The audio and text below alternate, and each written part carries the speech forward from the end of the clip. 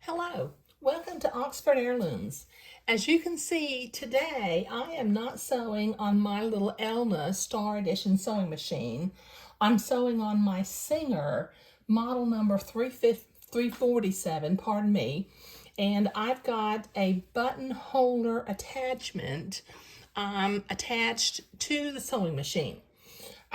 These buttonhole attachments, if you've never seen one in action, this is going to be pretty cool. And if you're going to be following along with my projects, you'll see me use this every time I have to make a buttonhole.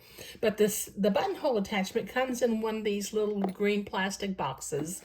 Inside, it's got some instructions, and it's got some various size cams for different size buttonholes. I got a little screwdriver in here so that I can take it off and change out my buttonhole cam occasionally. I basically use 3 size cams on this particular buttonhole machine. Right now, because I'm making 3/8" buttonholes, I've got my 3/8" cam inside of the machine. At some point, I'll make a little video showing how to use this, but not today because I'm just going to be making buttonholes. I've also got a little, this is a 5/16 buttonhole template that I use when I'm doing 1/4" buttons. And sometimes when I'm doing button-on suits, I use like a 3/4" button, and I've got a little bit larger of a cam that I use for that. Okay, now I've got my little blue bubble here today, and what I have done is I have made some marks on the back of the bodice. Okay, now because I want my bodice to button right over left, okay, I have made little blue marks, let's see if you can see that, on the fabric where I want the buttonholes to go. And while I did this, I also marked on the left side of the bodice where I'm going to sew the buttons, because I'm going to be doing that also.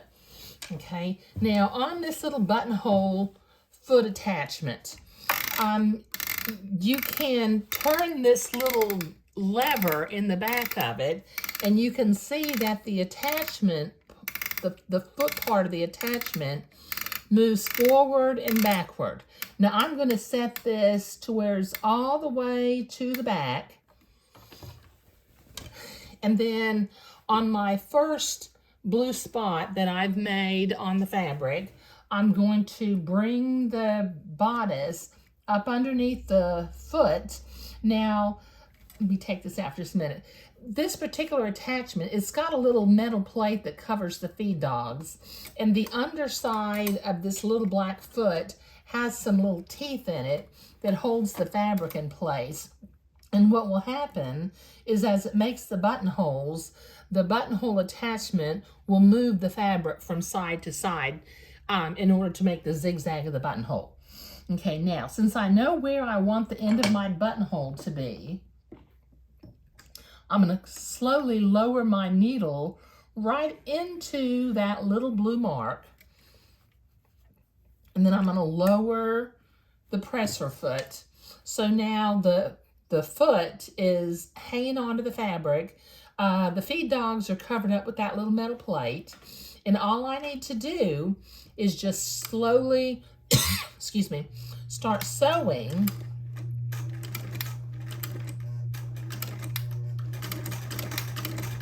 and this buttonholer attachment automatically makes the entire buttonhole the correct size, and each buttonhole that I make will be exactly the same size as the first one that I just made.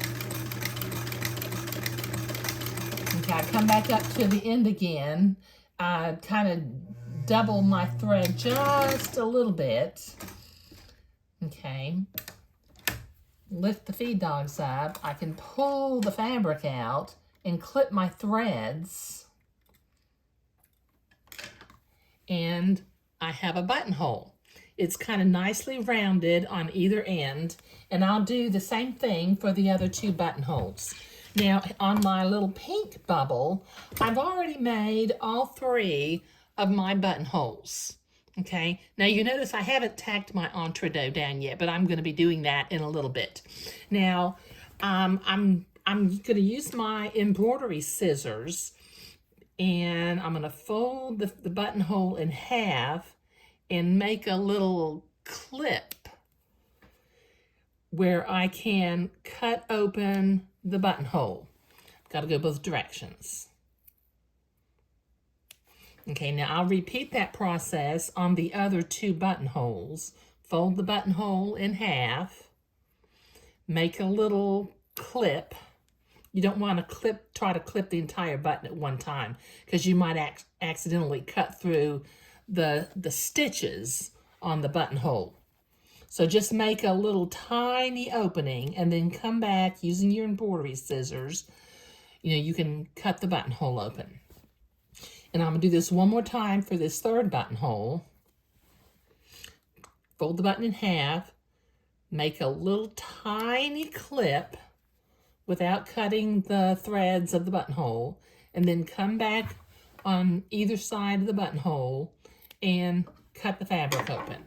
Now, I've already sewn my buttons to the left side of the bodice. So now that I've got the buttonholes sewn and opened, the back of my garment, I'm being buttonly challenged here today. Okay, so I can now button up my garment. Got the last one. And as you see, the placket is right over left down here, and the bodice is also right over left. Okay, now I can't believe I'm almost to the end of making these 2 little bubbles. I've got a couple of things that I still have to do. I need to get some water, and I've made several little blue marks on this bubble, and I need to put some water on them so that they will disappear. I put blue marks where I was making the buttonholes, so I will have to put some water there for those little blue marks to disappear also. And I think I already used some water where I had marked front and back on the crotch. And then I'm going to use a needle and thread, and on the inside of the garment, let me unbutton that for a minute, I'm going to fold the entrecôte to the inside of the bubble, and I'm going to tack it down with a needle and thread. So you can see my lace and entrecôte up here at the top. What I'm going to do is I'm going to fold it back, and then using a needle and thread, I'm going to hand stitch and tack that down.